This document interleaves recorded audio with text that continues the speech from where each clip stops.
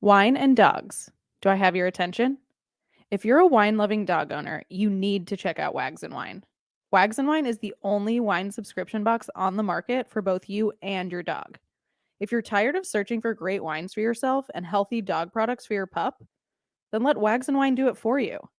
Wags and Wine sends you 2 bottles of wine a month and healthy dog treats and products. They focus on small production, handcrafted wines and dog products with minimal ingredients. I mean, nowadays, everybody is in such a hurry. Life is moving so fast. And at Wags and Wine, they believe what people need most is to take some time to slow down and spend time with the ones you love. And that includes your dog. As a special treat for Cruit Group podcast listeners, Wags and Wine is offering 30% off your first box with code Cruit Group. CRUITGROUP.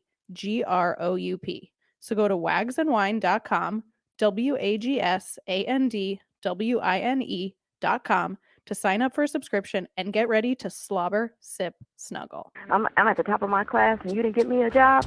You know getting jobs sounds like you gonna wish you would. Think about it.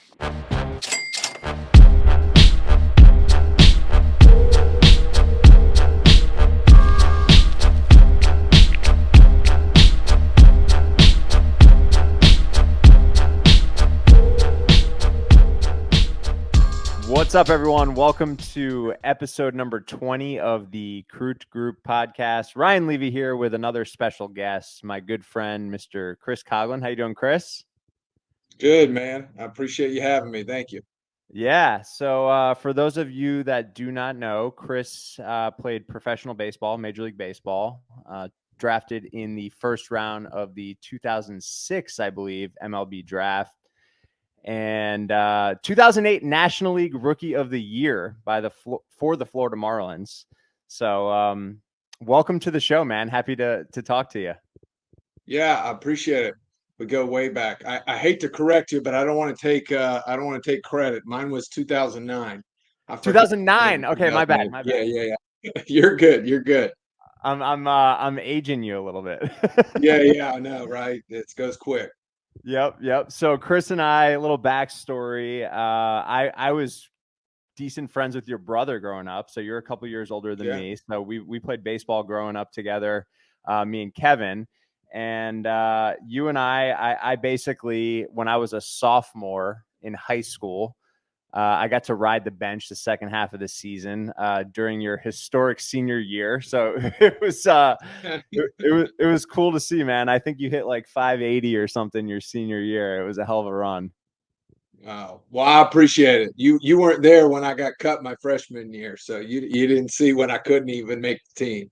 Yeah. So like I want to start the story off by like tell us how you get there. Like, how do you go from being cut your freshman year of high school to you were drafted right out of high school, elected to go to Ole Miss to play ball instead, and then came back as a first rounder. But like, how do you go from being cut in high school to the great career you had? Like, walk us through that. Yeah. Well, it was definitely a journey. I think, like all journeys, we all have our own. And I like to say all the time, we all have our Mount Everest to climb.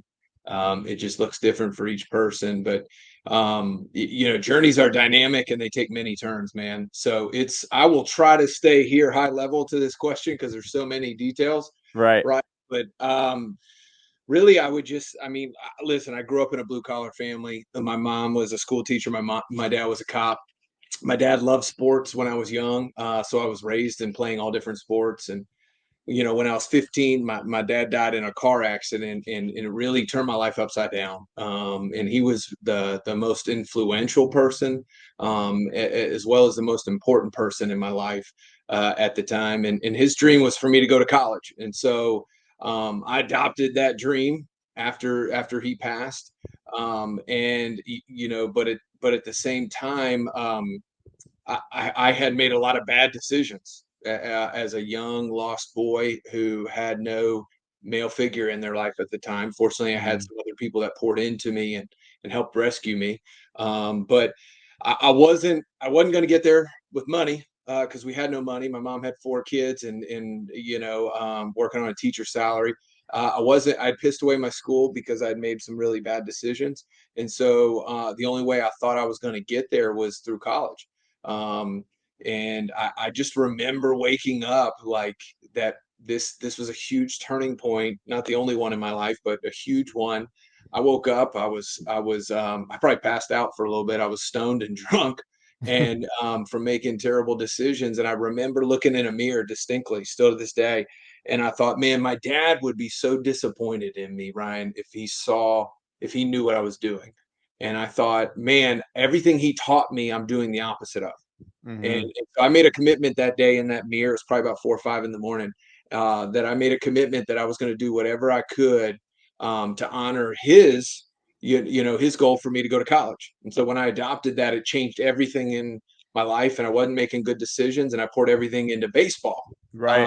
Because that was the only way I was going to get to college, which was pretty audacious because I had just gotten cut my freshman year of high school. I wasn't even on the team. So now all of a Sure. sudden I'm going to get to college somehow, and I can't even make my high school team. But I believed and I was committed, and essentially, the proverbial, hey, burn all the ships behind you. I'd burned them all, so I had no choice. And so that manifests some good things. And so I was totally committed. And so at that point, I spent the rest of my time practicing and honoring my craft instead of partying and Yep. making decisions. And while everyone else was doing that, I was grinding. And one of the benefits of grinding and staying focused is you get better at whatever you're doing. And Sure. because my commitment level was so high, I got better. And I eventually, went to Ole Miss, played 3 years there, and I got drafted. And then I played 13 years professionally. Yeah, yeah. I mean, it's super interesting to put into perspective like that. I lost my father 6 years ago, so I know how it feels. And like Mm. when you accomplish something like exciting or major, like the first thing you want to do is pick up the phone and call your dad, right? And like you don't have that anymore, which is tough. Yeah. So like Mhm. I totally understand that, but it was crazy for me to see at a young age like you flip that switch, because I mean by the time like I saw it live in action, like I said, I mean I was playing on the JV team at the time, but like when we were all leaving to go home and take a nap or go to work or go party, in some instances, whatever the situation was, like you were always the last guy in the cage, and working your ass off to get to where you wanted to be. So tip of the hat to you, buddy. Yeah, well, it's just a gift from the Lord. I had burned all the options, so it was worth the pain. Yep. How did it feel your rookie year though? Like, I mean, the purpose of this podcast, just so everyone that's just tuning in, I used to do a lot of sports podcasting, and now I'm more like business focused. We'll transition Yeah, the conversation into the business world, but like to me, it was surreal to see a guy that I knew at the major league level, with that run when you won the rookie of the year, and like second half of the year, you were on such a tear that I'll never forget it, man. You were literally the best hitter from an average perspective in all of baseball. So to go down the stretch and go on that run and win National League Rookie of the Year, like how did that feel? It must have been crazy. yeah, it was. It was. I mean, it was never a goal of mine. I mean, I didn't even have the foresight to say, "Hey, I want to go win this individual award." So it was really humbling that God would allow that to happen. I remember at that time in 2009, I mean, I was just trying not to get fired. Mm-hmm. I was in the big leagues, and you're 1% of the 1% of the 1% in the world, and you're just trying to keep your head above water. And I just remember really being just so focused on preparing every day Right. and putting the team in a position to win. It was my first year, so it was daunting, it was tiring, it was exhausting, but it was so much fun at the same time. And when I won the award, it was very gratifying. Mm-hmm. I guess if there's one word, gratifying. And gratifying more than just myself, in the sense of like, there was we talked a little bit and about some of the pain, but reward for all the people that poured into me. I mean, Yeah. that award symbolized it so much more than just what I did on the field. And it was like, man, there were so many people that poured into me, developed me, and to celebrate that with them and thank them on something on a national level like that was very rewarding and Yeah. gratifying for me. You mentioned preparation. Like, talk to us a little bit about mental and physical preparation for each game in your major league career. Like, what did that look like? Are we talking watching film, studying other pitchers, just working out? Like, what does that look like? I mean, that's a lot. I think the best thing you alluded to, hey, business and sports, but there's so much correlation, right? Right. So it's just natural to go anywhere. So there's so many wonderful things from sports that correlate, just like in the business world, so many things correlate the other way. And so for me, it was creating the right system. I found a system that allowed me to stay focused every day and be consistent with really everything, which is like sleep, nutrition, hydration, stretching, training, video prep, Mm-hmm. mechanics, hitting, so many things, running.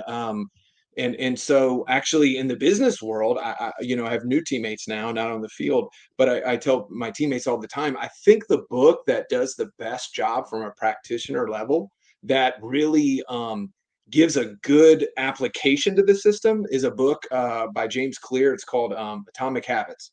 Right. And I think he just does a great job framing that out. And if you don't, people have goals all the time, but if you don't have the right system, you never achieve them. So in Right. baseball, when you ask, hey, would you do that? I mean, I had this system which is way probably too gritty for people who care on this podcast. But I had a system that allowed me to do all those things I just said, from nutrition to hydration to training to hitting to video to all that.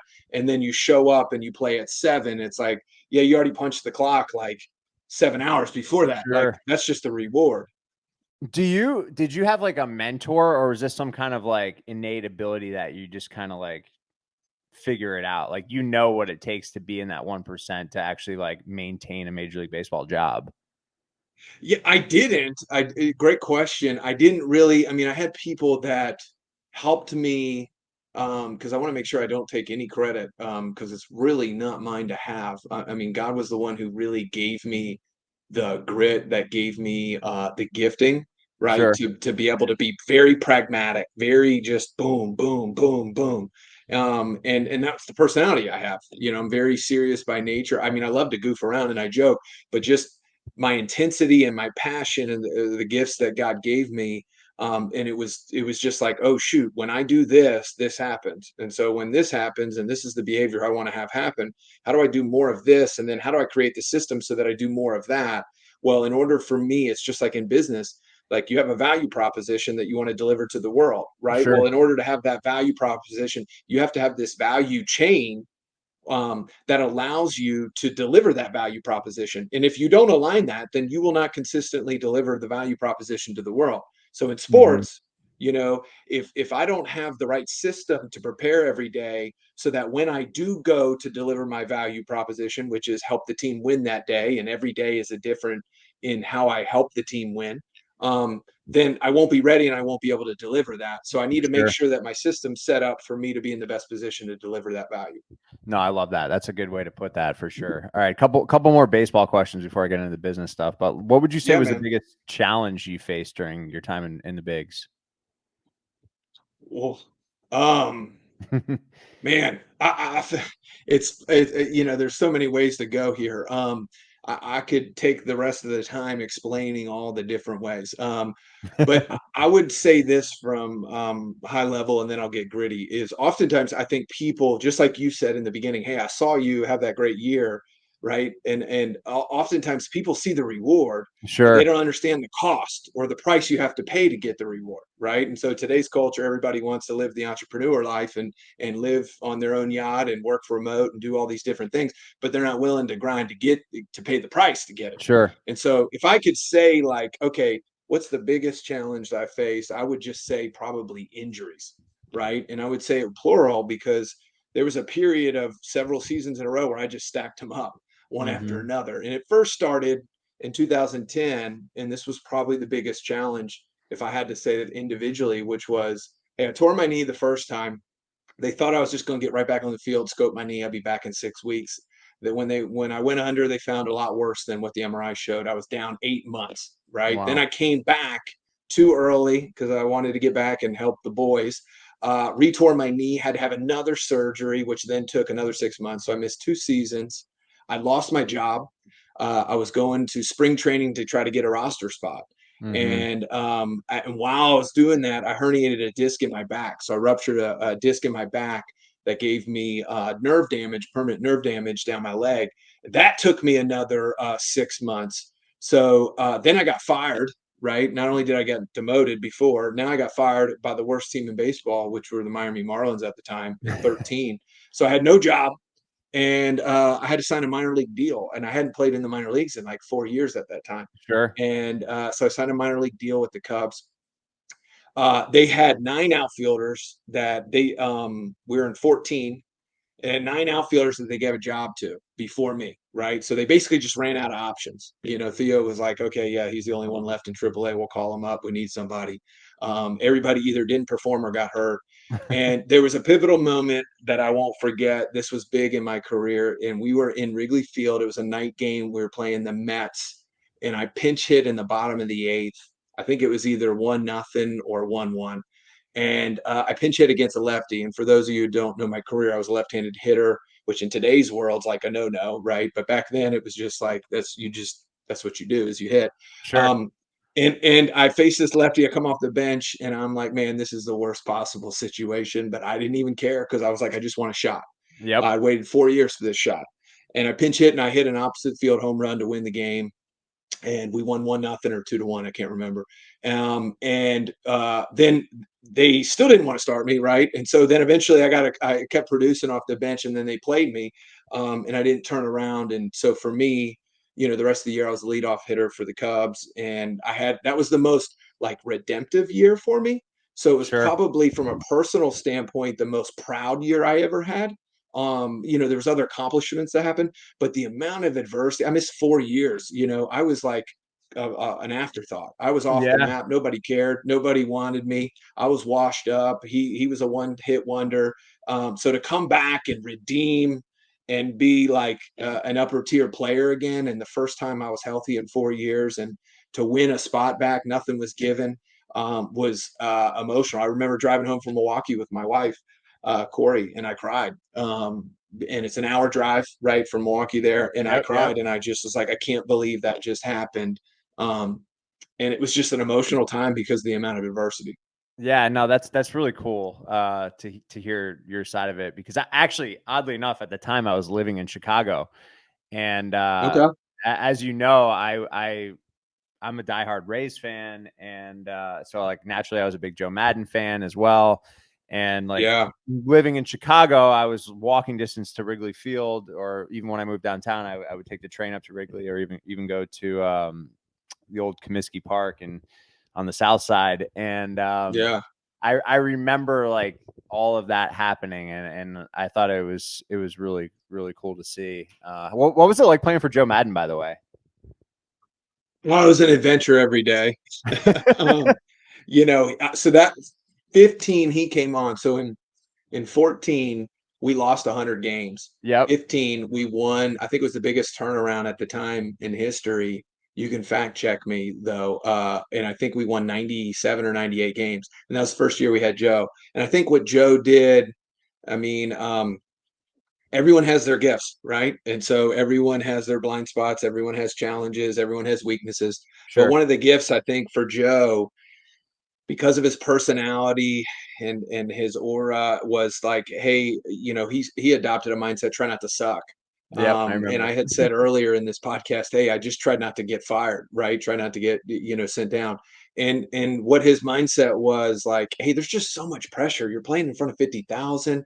Everybody's blowing you up on social media. You suck, all this stuff, and you're ridiculed every day. In business, bro, you have a bad day, they're like, yeah, nobody really knew. You have a bad month or a bad quarter, you're like, okay, let's get a talking to.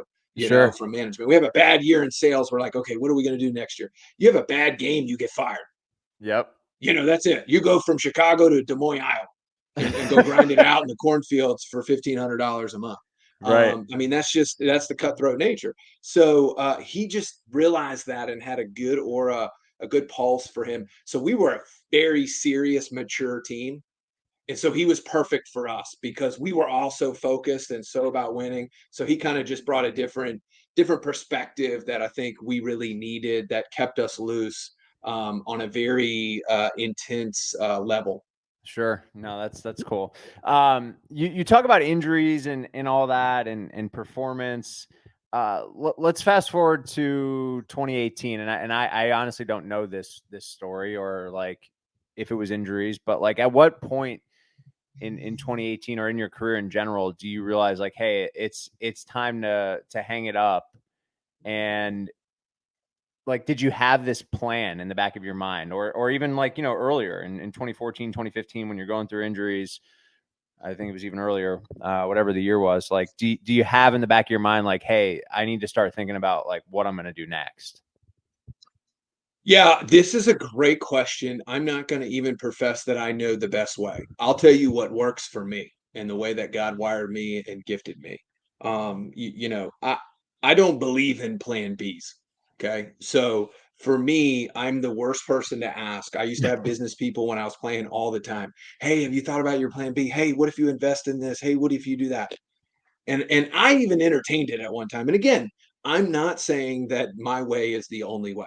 I just entertained it and I was like, this makes no sense to me. This is a distraction. This is taking away from what I'm trying to do. I'm totally committed. I told you about my system, and anyone who gets in my system is distracting me from the goal that I have. And so I didn't ever have a plan B.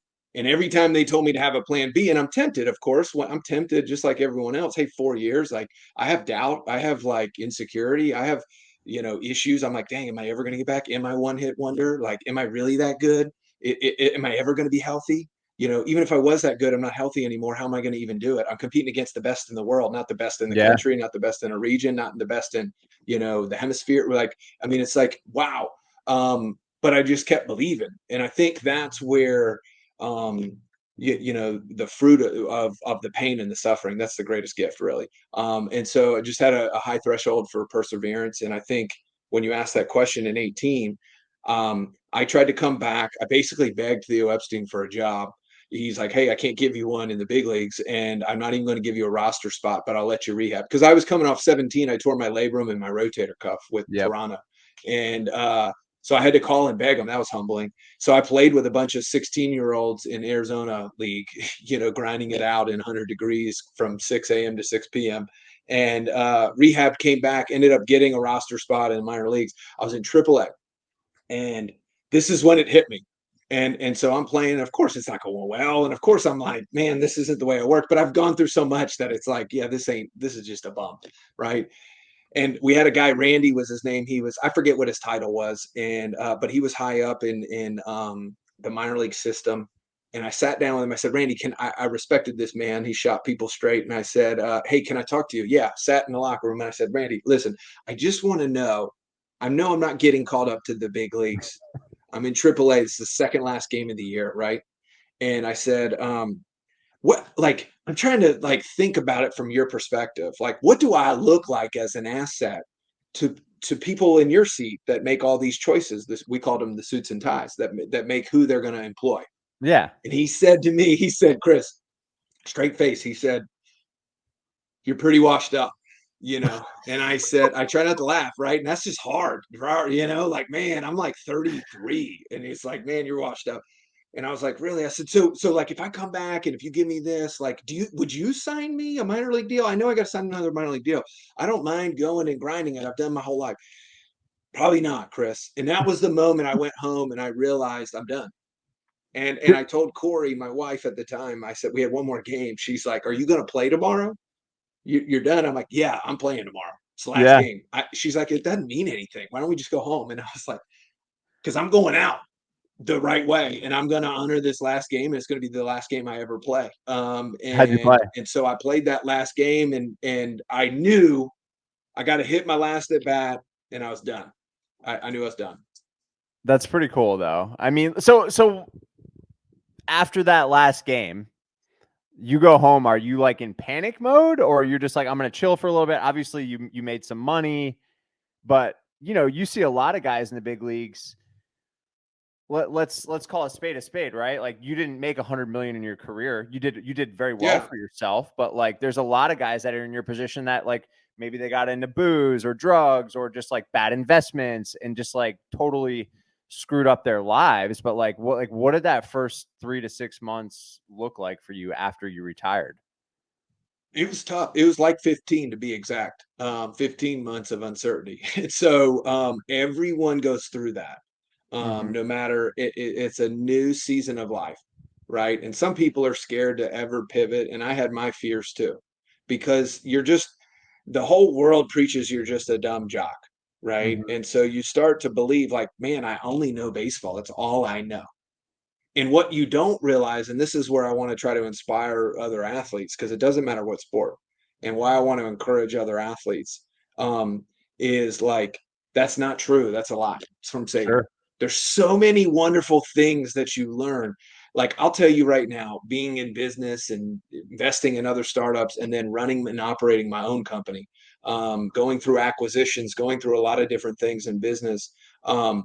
It's so untrue. There's so many parallels. And so one of the greatest rewards, I'll speak to baseball specifically because you'll understand this. And in baseball, okay, you fail, right? Fail, like you get out 70% of the time. You're the best in the world. Sure. Okay. Yeah. There's only like 10 players, 15 human beings on the planet, right? That can get out 70% of the time.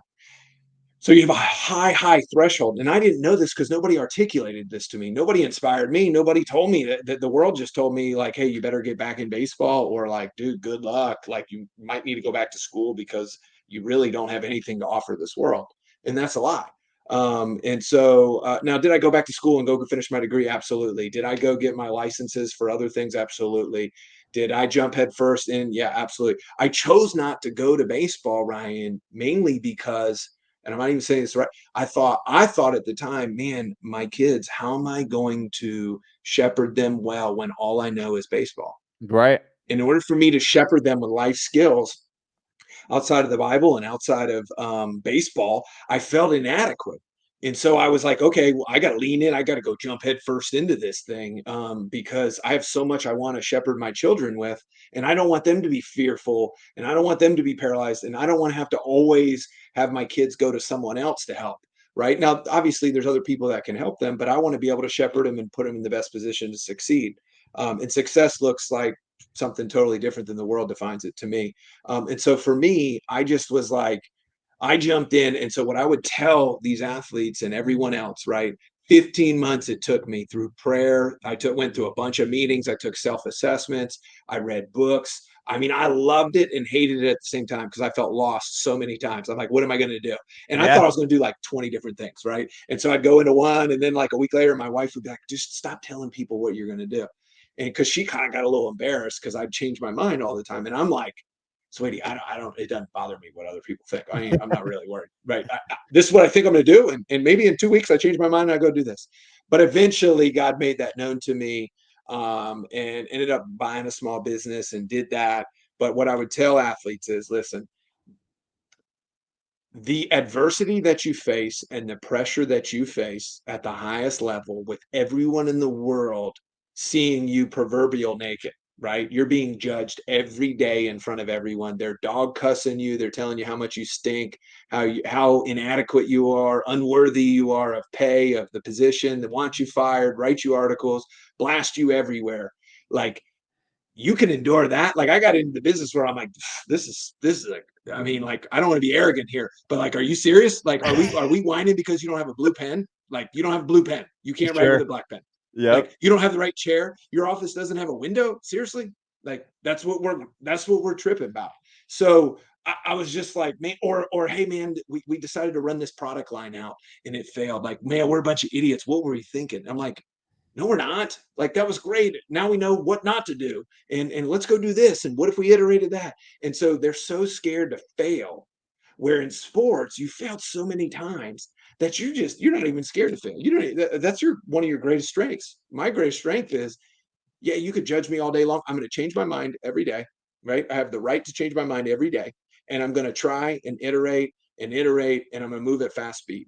And with all those things, you can judge me all day long, and I'm totally comfortable with that. But it allows us to deliver a lot of value to the world in whatever business or vocation that you're doing. Yeah. Do you think that's why like professional athletes and even like military professionals, you know, once they get a quote civilian job, like if they really dive in, whether it's owning a business or taking an actual job, like I've seen plenty of athletes on LinkedIn and stuff that are in all sorts of different high level jobs. Do you think that's why they succeed? They're just like, this is easy in comparison to the adversity that they faced previously. I do. I think nobody faces it more than military. Okay, my brother was a Marine, served 2 Yep. tours in Iraq. My grandfather was in the Navy. I have a deep empathy for the military. I was part of the small group, the first Major League Baseball team that went and visited the troops in Iraq and Kuwait. And I try to tell people we didn't go to no Baghdad on the Toby Keith tour.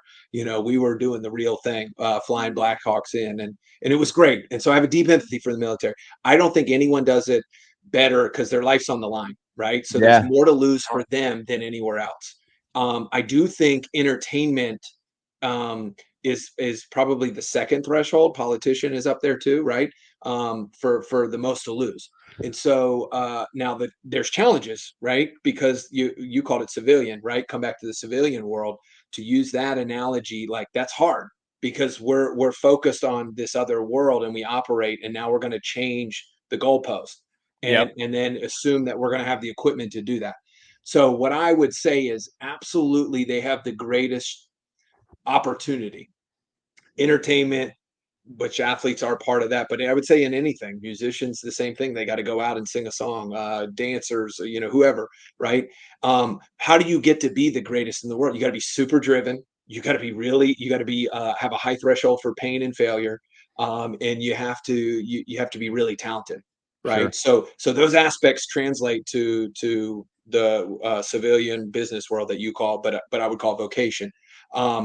And when your life is on the line, when you're in military, or your brother or sister to your shoulder, to your right or your left's on the line, you have nothing more to lose, right, than your life. And so if you can harness that focus and you can move the goalpost and you can keep them within that equipment, those gifts and those talents, and you put them in a position to thrive, I think they have the greatest potential to deliver a company value. I But totally agree. just like everything, It's such an interesting perspective. It's like in hindsight, the business world is just like, what are we afraid of, right? Like what's really holding you back from succeeding? It's not that big of a deal, right? I think people miss a lot. I get passionate about this. I think people just miss a lot. Like, and I know I'm speaking broadly, which is dangerous. And so there'll be plenty of people that judge what I'm about to say too. But in business, at the end of the day, business is about people. Life is about relationships, right? And you do business with people that you trust, and you partner and buy and purchase with people that believe what you do, right? And so you're more likely to partner with somebody for the reason why they do it than what they do. And Mm-hmm. so I think in business and everything else, it's a relationship.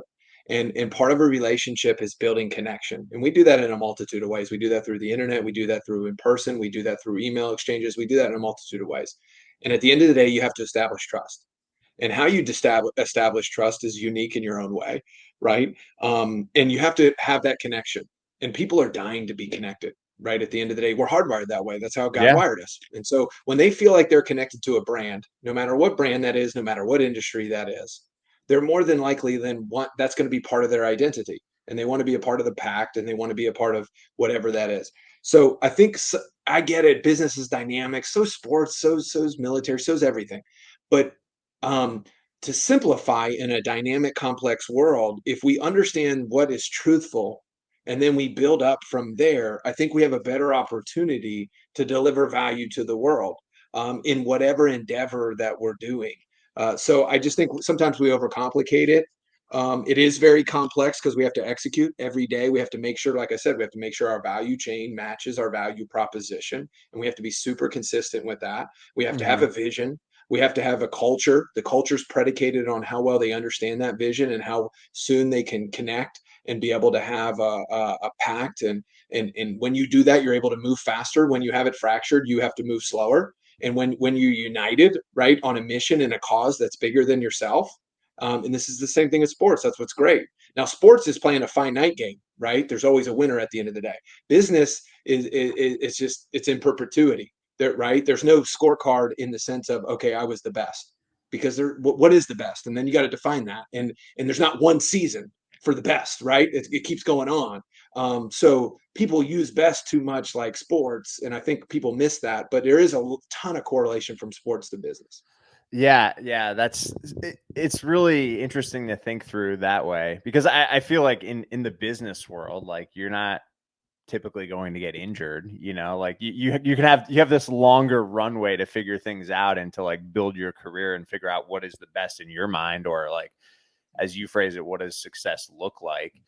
But I am curious, like you honestly, it's super impressive. You've only been in business since 2018, 2019, whatever it was. And we'll talk a little bit about your business in a second, but like, is this just like you going from professional baseball to professional business, and like you're, figuring out transferable skills? Or did you, like, when you decided to become a business professional, like, did you obsess and dive in and train and like read a million books or have a business mentor, or like, how did you get your reps in? Like, because to me, it's only 5 years and like you sound like a business pro. So Well, I'm definitely not. I tell people all the time, you never stop being a rookie, right? uh-huh. Like never stop with that infancy, that student mindset, right? So I think um, I try to look for, and this is what I value,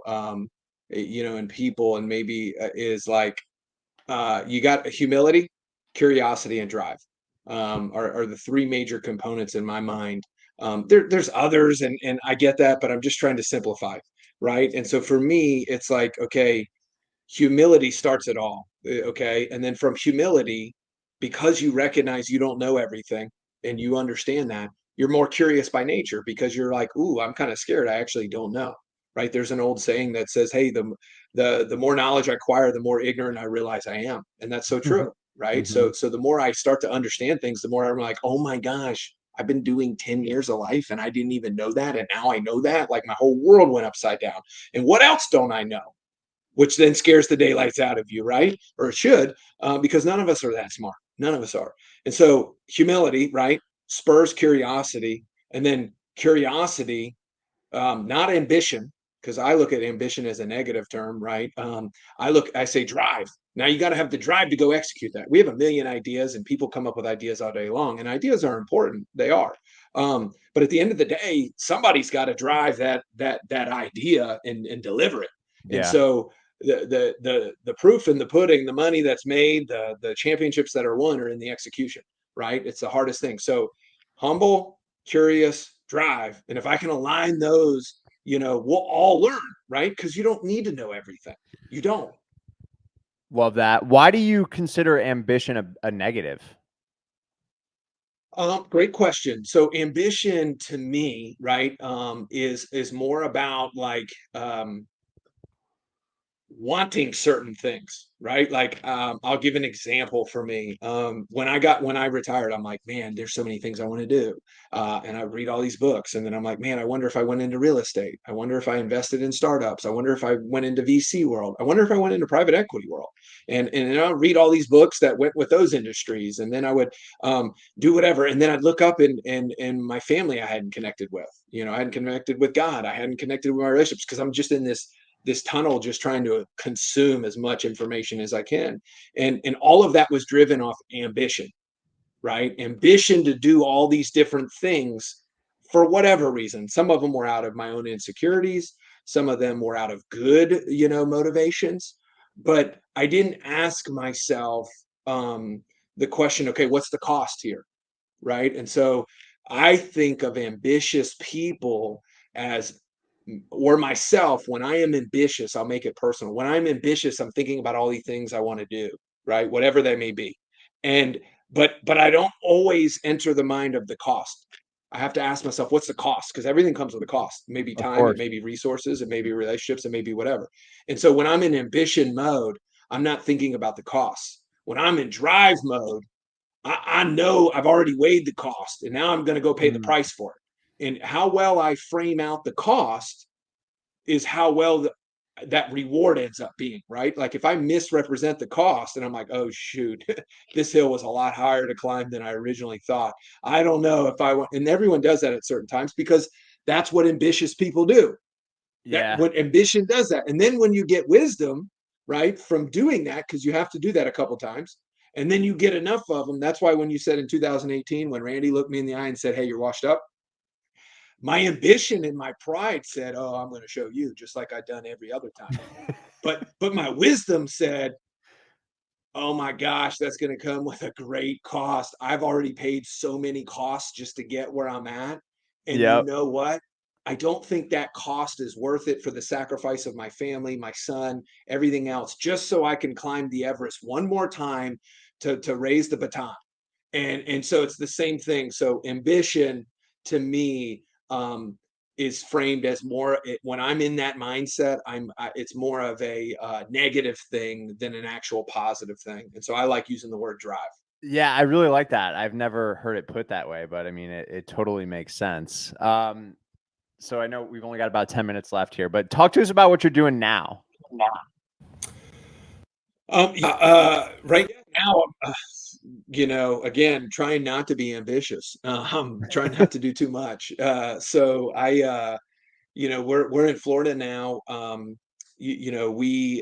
love helping and being part of two things that I really love to do. Okay, because why did I get into these certain things? My why is so important. I want to invest in people spiritually and economically, and so every decision has to get sifted through those.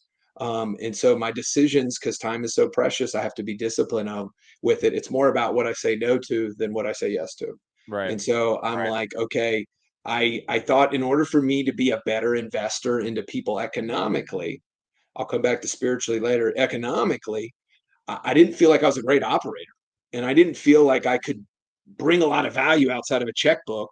And I wanted to bring more value to the partnerships and the investments that I had than just writing checks. And so I was like, man, in order for me to be a great investor, I need to go operate myself. So I found a company. I went and bought a company. I'm like, I have no idea what I'm doing.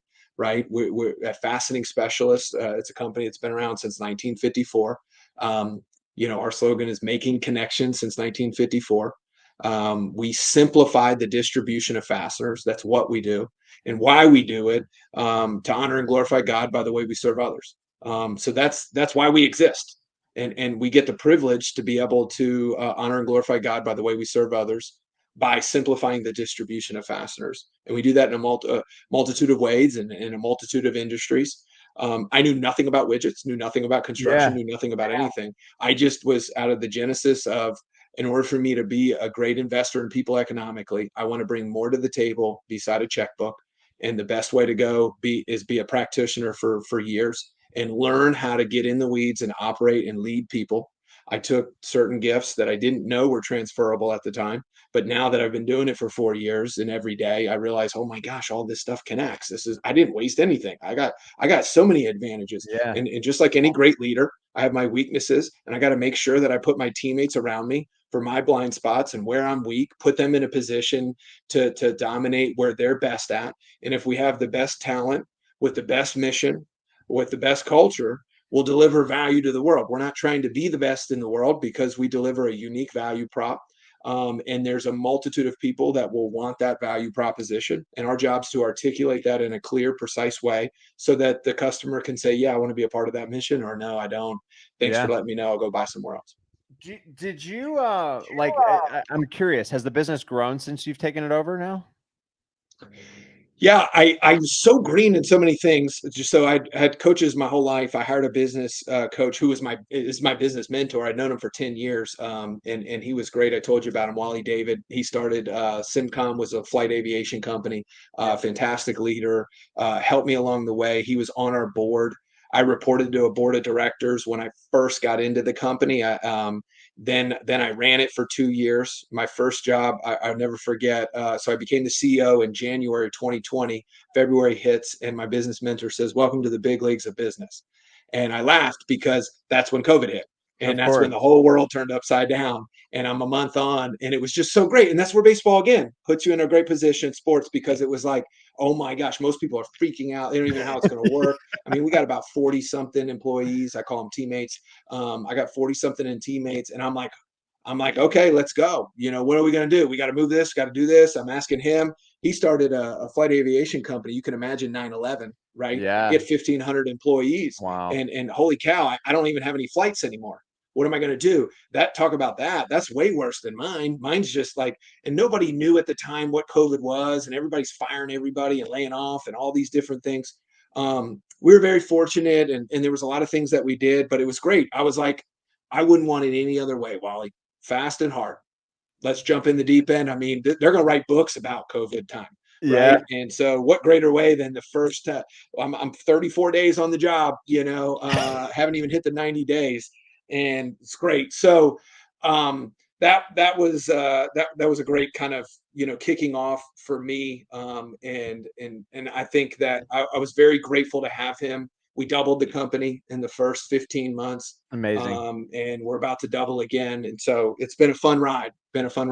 That's awesome. Good for you. All right, two more quick questions. What advice would you give to young athletes who may one day need to transition from sports to a career outside of athletics? I'm not short on words, so that's a hard one. I would say die to yourself if I had to say one thing. Okay. You got to swallow the ego and pride. Nobody cares that you played anymore. All those Yep. people that worshiped you, it's done, right? Yep. It was all a facade to begin with. And if you were wise, you realized that pretty quick. So I would say swallow the ego, find out what you're good at, find out what you're not good at, and then go find somebody to help you on a journey so that you can go reach your greatness, because people need you, and they Yep. need you more than just on the field. Amazing. All right, I lied. Two more because these are quick. But Yeah, you're good. what does your morning routine look like now that you're a professional business person? Like, do you still have this like wake up at 5 a.m., hit the gym, do whatever? Like, what does your routine look like now that you're in the business world? It's a great question. I wish I could answer that like a beast mode, dude. But I'm struggling with it. I've gone through different seasons, and I've had a deeper empathy, because it's like when I was training all the time, my livelihood was on the line. It was easy, and I used to turn my nose up about people who didn't train, and I'd be like, man, why are they don't do this? There's so much knowledge out there, so much science that's proven that this is beneficial for your health. You'll be a better teammate. You'll be a better at your job. You'll be focused longer. It's good for your health. It's good for your brain. And man, I fell into the same trap as everyone else. And it was a humbling road, man. I was like, wow, I've been kicked in the teeth. Like, I am not doing what I used to judge people for not doing. And I would just get so focused on the business that I just neglected my health. Yeah. And I did that for 3 years. 3 years. I traveled every 2 weeks from Birmingham, Alabama to Orlando. And then when COVID hit, you couldn't even fly.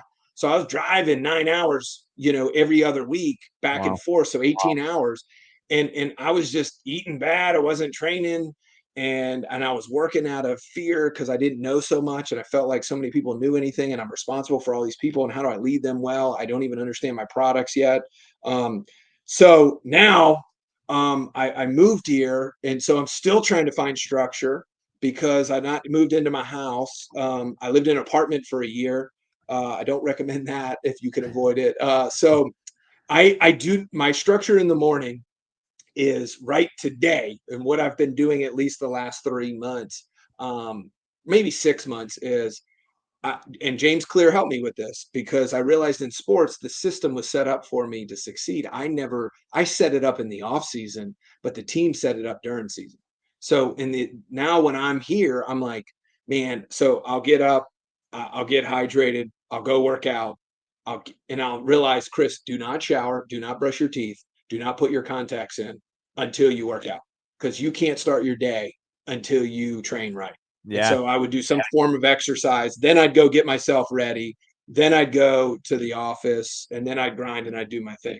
But it took me 3 years to get there. So I say that with deep empathy, deep remorse for all the judgment that I had.